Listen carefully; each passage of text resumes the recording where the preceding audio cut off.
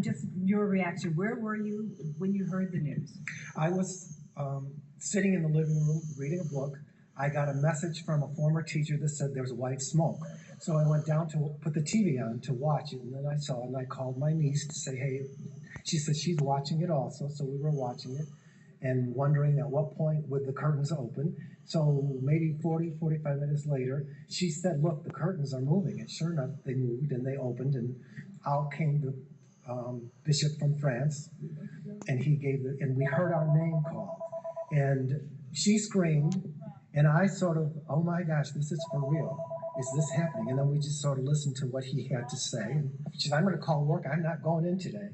And I said, well, whatever it takes. And then we just listened and watched the people in the crowd and listened to his speeches, because he didn't say a whole lot in English. He used Spanish and Italian, so we didn't get a whole lot, but there were some subtitles. And then off went my phone, off went the cell phone, off went the iPad. Everything went off at the same time. And so trying to respond to all that, plus this, then the door went, and it's been nonstop since that time. Go back for a moment, though. You hear the name, and you do say, feel what? Shock, disbelief, a whole lot of pride, a whole lot of, is this for real? Now what are we going to do? That kind of stuff. Because this is an awesome responsibility that we have to live up to, that he has to live up to.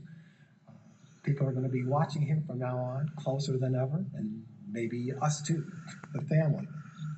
So tell me, what is it about your brother that you know will make him an awesome pope? I think the very fact that in his heart, in his very soul, he wanted to be a missionary. He didn't want the bishop, he didn't want the cardinal, but that's what he's asked to do, so that's what he did. He would have liked to go back to Peru and work with the missions, because he had a deep feeling for the disenfranchised, for the poor, for those who were not listened to. And he had a very strong feeling. And I think in that way he will be a second Pope Francis. I think he'll follow right in his footsteps, working for the underprivileged.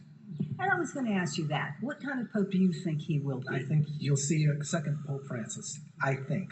And then he'll take some things on himself. He's young to be a Pope, I think. And he's active, so he will be here and there and moving around. And I think he will also speak his mind. Sugar level, empty stomach is 300 plus.